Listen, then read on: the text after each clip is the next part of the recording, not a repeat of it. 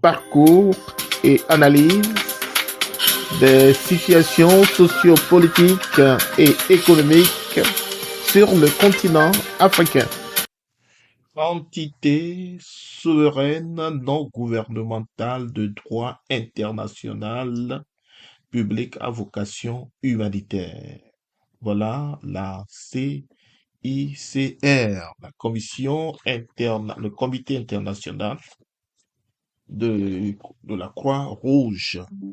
Le Comité international de la Croix-Rouge, organisation humanitaire, fondée en 1863, après la guerre de Crimée, 1853-1856, et surtout après la bataille de Solferino en 1859.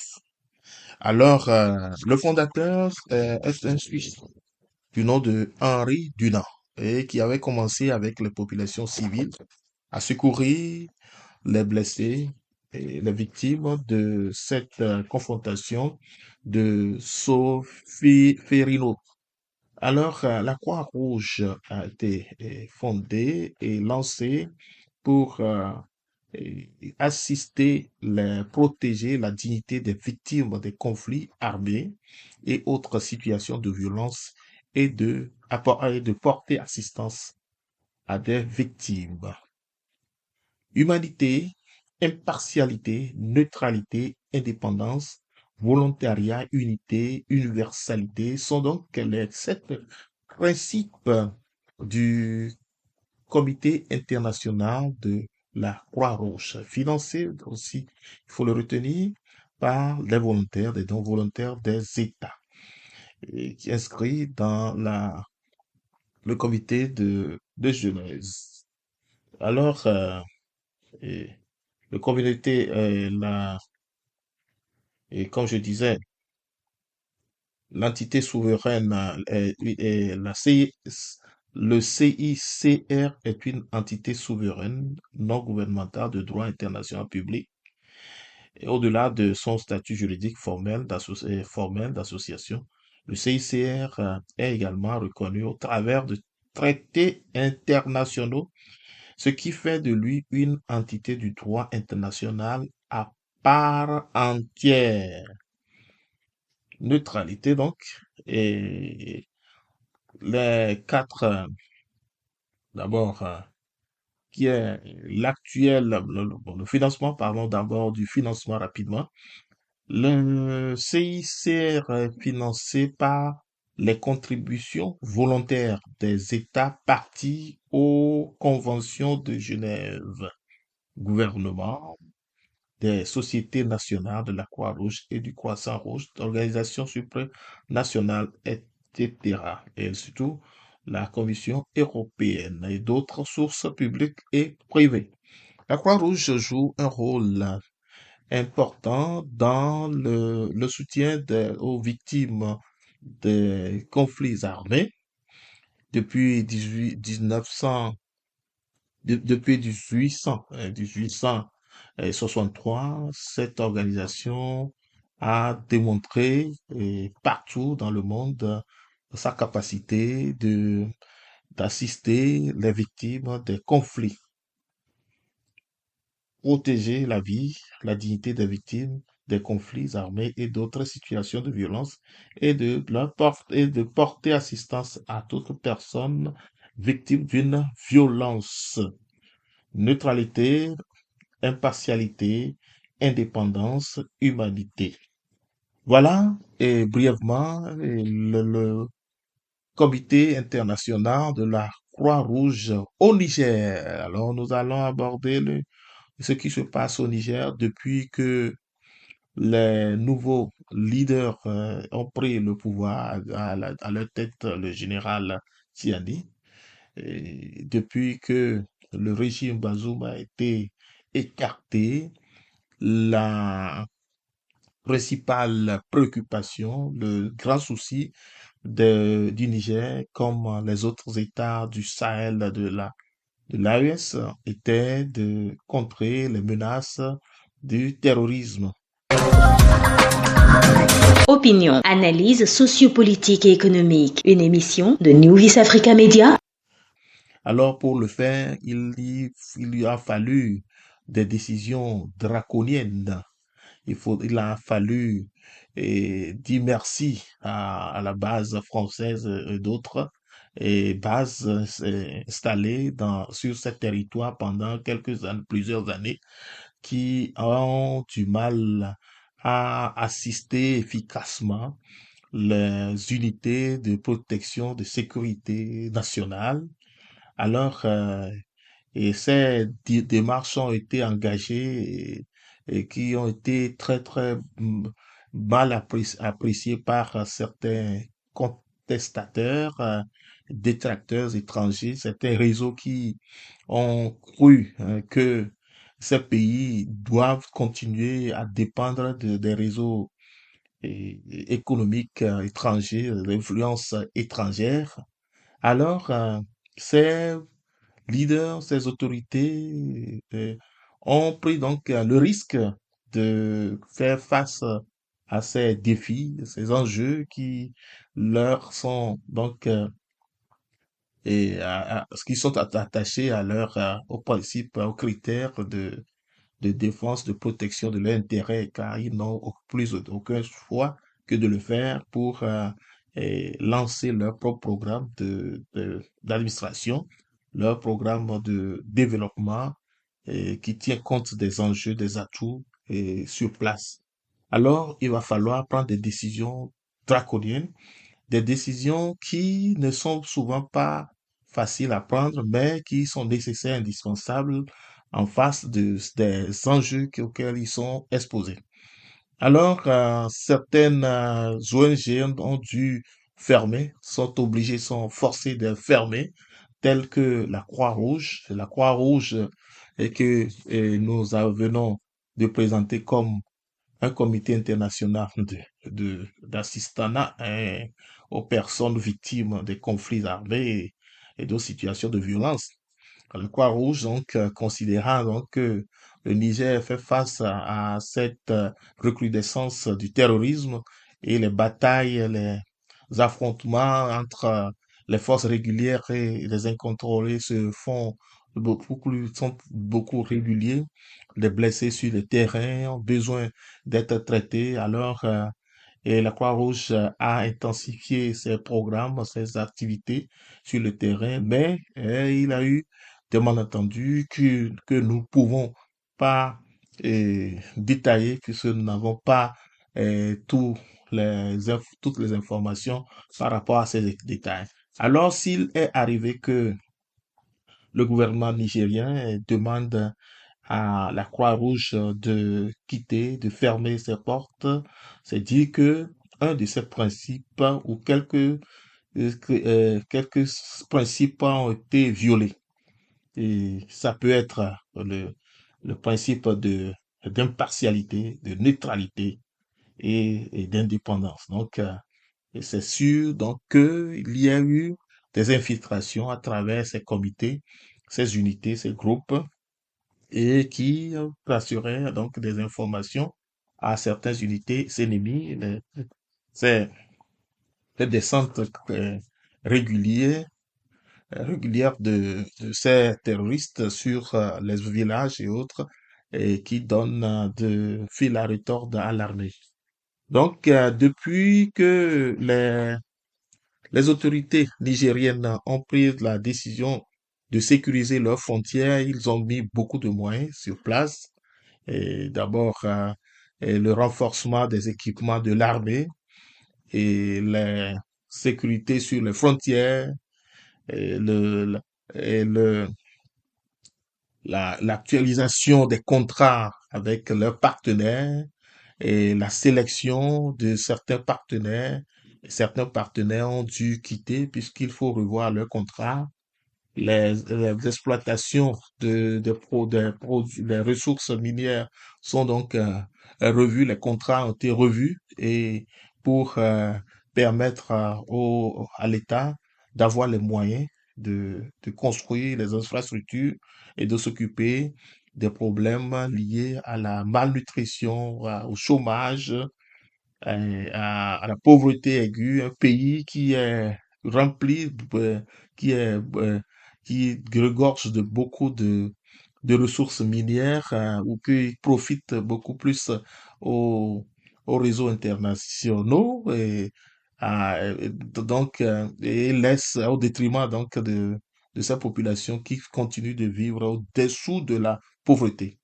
De telles situations ne sont pas acceptables, disent les autorités, les nouvelles hommes forts et ils ont alors pris la décision de revoir ces stratégies de développement et prendre leur destin en main. Alors, c'est ce qui se fait. Aujourd'hui, on parle pour comprendre bien, donc, que ça peut donc surprendre des gens que le CI et CR soit forcé de fermer ses portes. La Croix-Rouge, ça n'arrive pas trop souvent. Donc, c'est sûrement donc, que ces responsables ont failli et ont donc n'ont pas pu observer le principe de neutralité. Et alors, ce principe de neutralité est fondamental pour les relations avec les autorités sur place. Opinion, analyse sociopolitique et économique. Une émission de New Vis Africa Media. Donc, la Croix-Rouge va fermer ses portes ou est en train de fermer ses portes. Les expatriés, comme on les appelle, sont obligés de quitter et pour mettre de l'ordre. Le Niger aura donc affaire à être un peu dur avec certaines ONG qui sur place, qui ont eu plus de chances à intégrer la société nigérienne avec beaucoup d'influence sur les populations. Et lorsque nous parlons d'influence, et nous parlons également de la destruction de la société africaine et que les panafricanistes tiennent à défendre, la protéger, les valeurs, et la destruction et de la société africaine passe souvent par l'influence que ces réseaux portent sur les autorités et de toutes catégories, que ce soit les politiques religieuses ou traditionnelles. Et cette destruction prend d'abord son appui dans le développement et la corruption, hein, le développement de la corruption qui constitue un outil plus tranchant qui pénètre la conscience des populations et détruit leur conscience professionnelle, leur euh, conscience, leur désir ou volonté de travail, d'appui à leur propre développement, de leur autosuffisance, leur esprit d'entrepreneuriat est détruit. Et alors, avec la corruption, les Africains fuient le travail. Ils banalisent le travail. Alors, ils s'occupent des, des, des activités qui n'ont rien à voir avec leur propre sécurité économique, sécurité alimentaire. Dans les secteurs privés ou publics, la conscience professionnelle est en pleine souffrance. Les gens les gens montent leur vie, constituent leur vie sur des revenus qui ne leur appartiennent pas. Alors, le salaire les dépenses que des gens font dans certaines familles sont 1000, 10 fois ce qu'ils perçoivent sur dans leur service, donc comme salaire, le salaire. Alors, la corruption a pris donc une proportion alarmante. Des gens vivent du détournement, de la corruption, du n'importe quoi se passe dans l'administration et ça devient de plus en plus une habitude. Et la destruction de l'Afrique passe également par ces recherches de facilité et de la recherche d'une opulence extravagante et constitue le premier danger auquel les jeunes et les populations sont attachés. Travailler peu et gagner beaucoup. Là, ils sont obligés de s'enrôler dans ces réseaux de destruction et c'est là le terrain humide au terrorisme parce que des gens ne veulent pas travailler, on leur miroite de l'argent liquide et on leur dit, voilà, pouvez, à une petite opération, vous retrouver millionnaire, etc. Donc, ça facilite donc leur engagement à détruire leur propre société. L'utilisation des stupéfiants, voilà encore un autre élément qui est au centre de la destruction de la société africaine. Il faut aussi parler des relations entre hommes et femmes. Et le LGBT qui est aussi une forme de relation extravagante, et contemporaine que manifestent certains réseaux et font la promotion et ce, et c'est ce phénomène qui devient de plus en plus mondial.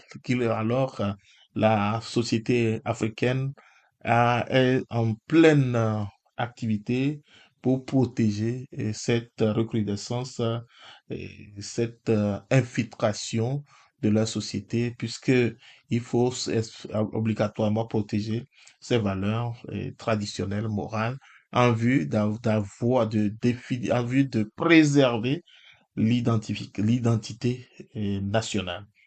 Les problèmes liés à cette destruction sont également relatifs aux activités des ONG sur place. C'est les certaines ONG qui constituent des milieux où se réfugient des agents doubles, des agents triples qui travaillent pour certaines nations à l'étranger et qui se passent pour des Samaritains et qui travaillent silencieusement pour leur réseau. Opinion, analyse sociopolitique et économique. Une émission de New Vis Africa Media. Voilà. Et à partir de ces constats sur le terrain, il est fort normal de comprendre que certaines ONG sur place au Niger doivent être bien suivies et pour éviter ces situations pour le peuple nigérien. Le travail ne sera pas facile à faire parce qu'il va falloir aller contre certaines habitudes. Les ennemis ne sont pas seulement dehors, ils sont aussi à l'intérieur, dans la famille. Il faut arriver à les neutraliser, il faut arriver à les sensibiliser, il faut arriver à euh, à les former, à les former, à reformer leur conscience et pour qu'ils prennent conscience de la nouvelle donne pour leur propre salut, pour leur propre bien-être. Les esclaves de salon, comme on les appelle souvent, sont ceux-là qui sont très proches et travaillent avec l'administration et qui s'infiltrent et distillent les informations et facilitent la destruction du tissu sociaux, politiques, économiques. Le Niger, donc, en prenant cette décision de fermer, de mettre fin aux activités de la Croix-Rouge, donc ne fait que prendre les mesures nécessaires face à la situation qu'il rencontre, et la situation sécuritaire, la recrudescence du terrorisme. Ça va prendre un peu de temps et sûrement que lorsque les choses seront tirées au clair, cette ONG reviendra également encore et travaillera et en tenant compte de ces principes et de ces sept principes, humanité, impartialité, neutralité, indépendance, volontariat, unité, universalité. Voilà, mesdames et messieurs, pour ce qu'on peut retenir de cette situation, les, la fermeture des portes de, de l'ONG Croix-Rouge, le CICR, Comité international de la Croix-Rouge. fondée en 1863 par Henri Dunant, qui est un Suisse. Voilà, mesdames et messieurs, et je suis au micro, Gabin Conrad. À très bientôt. Parcours et analyse des situations sociopolitiques et économiques sur le continent africain.